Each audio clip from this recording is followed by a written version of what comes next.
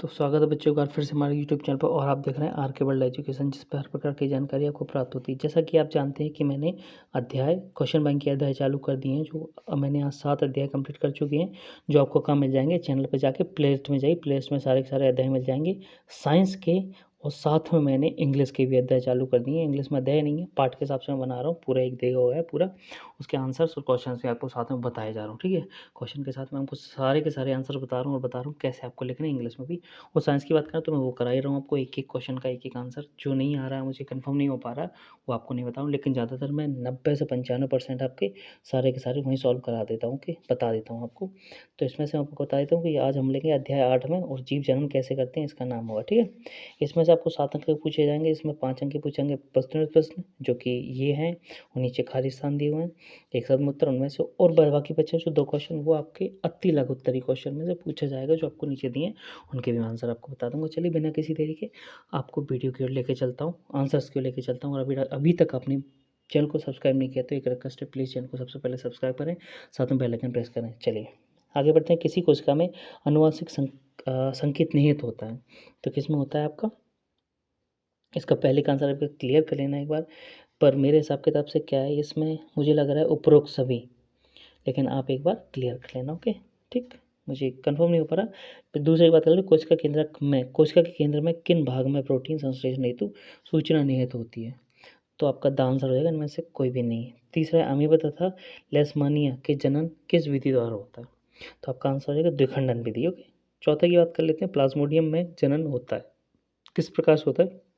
तो आपका आंसर हो जाएगा बहुखंडन द्वारा। पांचवा है, हाइड्रा एवं मीस्ट में प्रजनन किस विधि द्वारा होता है? तो पांचवे का आपका आंसर क्या हो जाएगा? सा आंसर हो जाएगा मुकुलन द्वारा। ठीक है, 5 यहाँ पे कंप्लीट होते हैं, देख लेते हैं। छठवें, सातवें, आठवें, तीनों बचे हुए हैं कि पुनरुद्भवन की प्रक्रिया किन जीवों में पाई जाती है? तो छठवें का आपका आंसर क्या हो जाएगा? हाइड्रा एवं प्लेनेरिया में।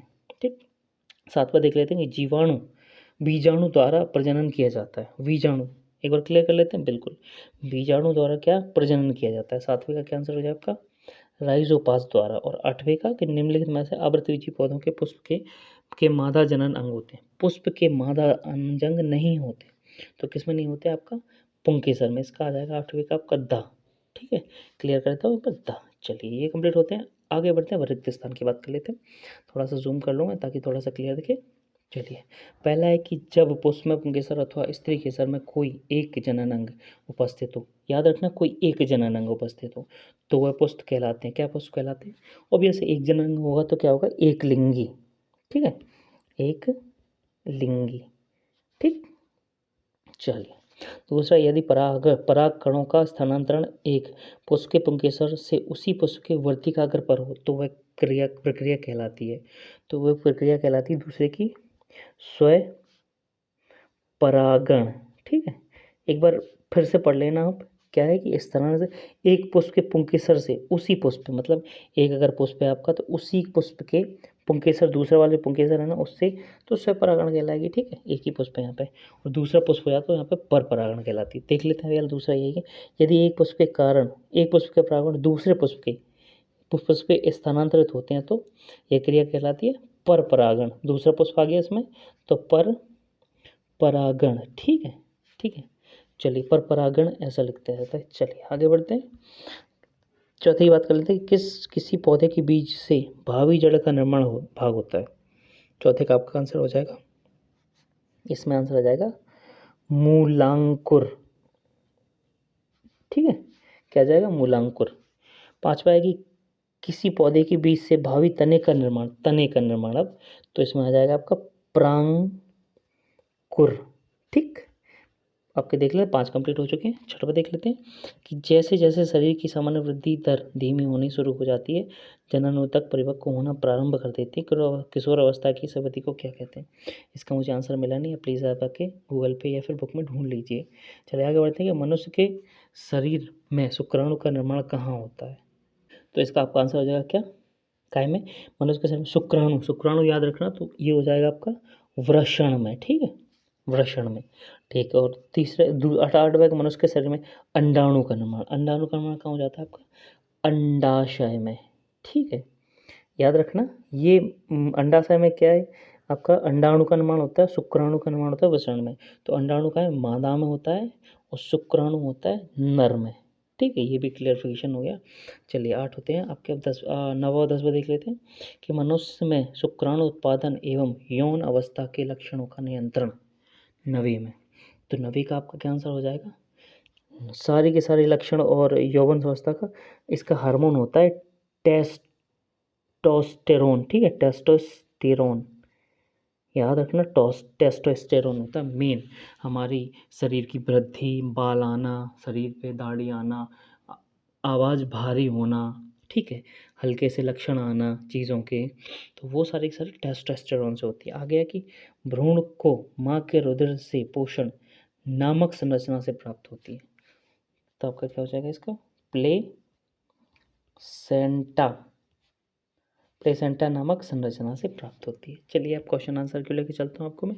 अच्छा, क्वेश्चन आंसर से पहले एक शब्द में उत्तर ही बचा हुआ आपका, एक शब्द में उत्तर तो देख लेते हैं इसमें। देख, पहला क्या है कि मानव के वर्षण का एक कार्य लिखिए। तो मानव का वर्षण क्या करता है? शुक्राणु का उत्पादन। ठीक है, अभी आया था कुछ देर पहले, शुक्राणु का उत्पादन। ठीक है, ये आया था नियंत्रण, ये नहीं, इसके ऊपर है उत्पादन एवं क्या करता है? भंडारण। याद रखना, उत्पादन एवं भंडारण कौन करता है? शुक्राणु। वृषण, ठीक है, शुक्राणु का। आगे गर्भ निरोधन की एक विधि का नाम लिखिए। गर्भ निरोधन की एक विधि क्या होगी? यांत्रिक, शल्य, कुछ भी कर सकते हैं, यांत्रिक या फिर शल्य। शल्य विधि बोल सकते हैं अपन उसको, शल्य क्रिया बोल सकते हैं, शल्य क्रिया। ये मैंने 2 विधि बता दी, यांत्रिक और शल्य क्रिया, इसमें से आप एक लिख सकते हो। ओके, आगे एक विषाणु जनित यौन रोग का नाम लिखिए। तो विषाणु, वायरस से होने वाले रोग, तो रेबीज हो गया, रेबीज, ठीक है, और क्या हो सकता है? खसरा हो गया, खसरा, ठीक है, पोलियो हो सकता है, पोलियो, ठीक है, ये एक लिख देना आप। तो रेबीज जो कुत्ते के काटने से होता है। आगे की ब्रायोफिल्म में कायिक परिवर्तन किस विधि से होता है? तो ये देख लेते हैं। इसमें आपकी आ जाएगी कौन सी? कृत्रिम विधि। ठीक है, कृत्रिम विधि, कृत्रिम विधि, कुछ भी लिख सकते हैं आप। चलिए अब लघुत्तरी और अति लघुत्तरी की बात कर लेते हैं। अति लघुत्तरी क्वेश्चन आंसर्स जितने मुझे मिले उतना मैंने आपको दिया। चलिए आंसर बता देता हूँ आपको मैं। पहला क्वेश्चन है कि प्लेनेरिया में पुनरुद्भवन किस प्रकार होता है? चलिए मैं देख लेता हूँ एक बार। इसका आंसर आपको कहाँ देखना पड़ेगा? बुक में जाके, सबसे बेस्ट चीज़ है, बुक में जाइए, रट लीजिए, इसमें से कहीं नहीं जाएगा बाहर। दूसरा है कि हाइड्रा में मुकुलन किस प्रकार होता है? ये मैं आपको एक्सप्लेन नहीं कर सकता, ये मैं आपको क्या एक चित्र बना के बता सकता हूँ, उसमें आपको बता दूंगा, एक्सप्लेन कर दूंगा। ये देखिए, दूसरा है कि हाइड्रा में लैंगिक जनन, साथ में होता है मुकुलन प्रक्रिया। पहले क्या होता है आपका, ऐसे बना लेना आप, ये मुकुलन है, हाइड्रा है ये, उसके बाद ये हल्का सा यहाँ से स्टार्ट होता है आपका, जब ये फूट जाता है, ऐसे फट जाता है, तो ये मुकुलन स्टार्ट हो जाता है। ठीक है, मुकुलन, ला और ना नहीं लिख पाए, मुकुलन।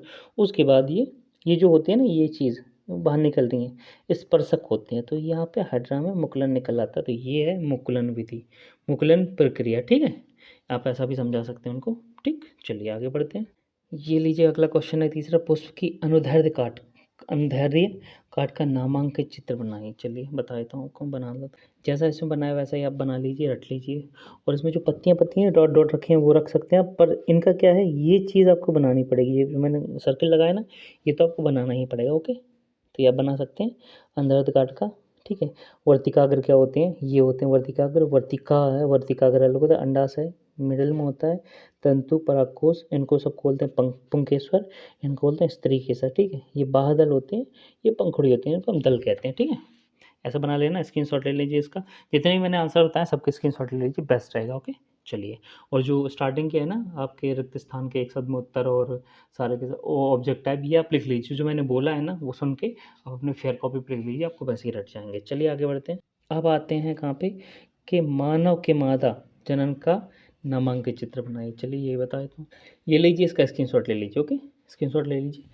ये क्या होता है? अंडाणु होता है, फंडस होता है, अंडवाहिनी होता है, ये गर्भाशय गुहा होती है, यहाँ पे गर्भधारण होता है यहाँ पे, और उसके बाद अंडाशय, ये भी अंडाशय, ये भी अंडाशय। ओके, अंडाशय, यहाँ भी अंडाशय ये भी है, गर्भधारण यहाँ पे होता है, यहाँ पे गर्भधारण होता है, ग्रीवा होती है योनि, और अंता गर्भाशय अंता स्वर, ठीक है, स्तर होता है ये।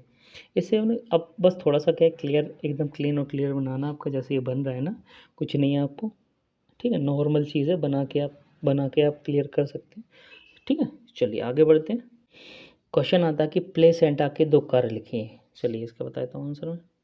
तो ये आपका आंसर आ गया, प्लेसेंटा के कार्य, वो भी तो यह माँ के रक्त से भ्रूण के पोषण के लिए ग्लूकोज एवं अन्य पदार्थ तथा श्वसन के लिए ऑक्सीजन उपलब्ध कराती है, ठीक है। आगे भ्रूण में उत्पन्न अवशिष्ट पदार्थों को निपटान में सहायता करती है, ठीक है, मतलब पदार्थों को हटाने में सहायक होती है, सहायता करती है। ये कंप्लीट हुआ।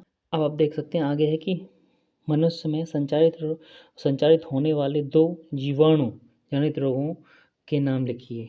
क्या है, यौन में, ठीक है, यौन मतलब जो मतलब सेक्स टाइप से होता है ना, उसमें, ओके। तो ये आपको क्या गूगल पे देखना पड़ेगा, यौन रोगी क्या रोग, कैसे जीवाणु से संबंधित है। अब विषाणु से मैं बता देता हूँ, जैसे HIV होता है, HIV ह्यूमन इम्यून वायरस होता है, उसका एक रोग का नाम होता है एड्स, आपने नाम सुना होगा, AIDS, एड्स, ठीक है, एक्वायर्ड इम्यूनो डेफिशिएंसी सिंड्रोम इसका नाम होता है। बस ये अगर आप थोड़ा सा हटा सकें उसको, कि थोड़ा सा क्लियर कर सकें, जैसे देखना, अगर आप बात करते हैं रोगों के लक्षण, गुप्तांगों में खुजली होना, जलन, ये तो होते हैं, दर्द होना। इसके प्रमुख रोग है HIV संक्रमण, एड्स, ठीक है, गोनेरिया, सिफिलिस, जननांग की हर्पीज आदि, ठीक है। ये इनमें से एड्स सबसे ज़्यादा क्या होता है, नुकसानदायक होता है। आप एक बार गूगल पे जाके क्लियर कर लीजिए कि जीवाणु से और विषाणु से दोनों से, तो क्योंकि दोनों इसमें क्वेश्चन हैं जी, दोनों क्वेश्चन है जीवाणु और विषाणु से होने वाले। मैंने विषाणु से होने वाले बता दिया, एक एड्स, इसमें वायरस होता है, ठीक है। ऐसे ही आप ढूंढ लेना, मिल जाएंगे गूगल पे, बहुत ईजी रहेगा। गूगल पे नहीं तो आपकी बुक में तो कंफर्म मिल ही जाएंगे। चलिए आगे बढ़ते हैं, ठीक। आगे एक मनुष्य में गर्भाधारण रोकने के 4 उपाय, ये भी आपको देखना पड़ेगा। और मनुष्य में गर्भ निरोधन क्यों होता है, ये भी आपको देखना पड़ेगा। ये 4 क्वेश्चन जो हैं वो मुझे मिल नहीं पाए, इसलिए मैं आपको नहीं बता दे पा रहा हूँ, ठीक है। चलिए अब देख लेते हैं ये वाला कि स्वर परागण एवं पर परागण में क्या अंतर है, ठीक। ये आपको बता देता हूँ। इसका जो अंतर है ना, ये अंतर ये हमेशा पूछा जाता है, हमेशा पूछा गया है। 2020 तक इसमें जो दिया है ना, 20 में जबकि एग्ज़ाम नहीं हुए, बट फिर भी पूछा गया कि इसमें अर्धवार्षिक, त्रैमासिक, वार्षिक, जो भी एग्जाम्स ले गए हैं ना, उसमें पूछा गया क्योंकि दिया हुआ है, ओके। चलिए देख लेते हैं। ये आपका आंसर है कि स्वपरागण पर परागण में 4 अंतर लिखना है आपको, 5 अंतर लिखना है, जो भी लिख सकते हैं। पहले स्वपरागण के लिए पुष्प का द्विलिंगी होना आवश्यक है, लेकिन पर परागण के लिए द्विलिंगी एवं एक लिंगी दोनों प्रकार का पुष्प हो सकता है। देखिए नर और मादा भाग का एक साथ परिपक्व होना आवश्यक है, नर तथा मादा भाग अलग अलग समय पर परिपक्व होते हैं। आगे है कि पुंकेसर एवं जयांग की व्यवस्था ऐसी होनी चाहिए ताकि परागण सुगमता से हो सके, ठीक है, लेकिन इस प्रकार के परागण के लिए यह आवश्यक नहीं है। आगे है, आगे ये है, आप कर सकते हैं, बस तो क्या बोलते हैं, 2 नंबर का पूछा जाएगा तो 2 लिख के आना है आपको, बस इसके अलावा ज़्यादा नहीं लिख के आना। चलिए ठीक है, चलिए बढ़ते हैं आगे। तो ये आपका लास्ट क्वेश्चन था 10वां वाला, बाकी जो 4 मैंने आपको बताए, और यहाँ पे हाइड्रा के मुकुलन पहला वाला, और ये 4 ये क्लियर नहीं हो पाए क्योंकि मुझे भी नहीं मिल पाए थे, इसलिए, ठीक है। तो अगर आपको वीडियो पसंद आया तो प्लीज़ लाइक करें, साथ में चैनल को सब्सक्राइब ज़रूर कर दें, क्योंकि मैं सारी की सारी वीडियो डाल रहा हूँ। अध्याय 16 कंप्लीट करके इंग्लिश का स्टार्ट कर दूँगा। इंग्लिश के मैंने डाल दिए हैं 3 पार्ट डाल दिए हैं, बाकी हम जितना जल्दी हो सकेगा, आपको 12 पार्ट हैं, 12 का 12 निपटा दूँगा मैं बहुत जल्दी, ठीक है। अब मिलता हूँ अगली वीडियो में कुछ ऐसी क्वेश्चन आंसर के साथ। अगर आपको वीडियो पसंद आए तो प्लीज़ लाइक करें। धन्यवाद।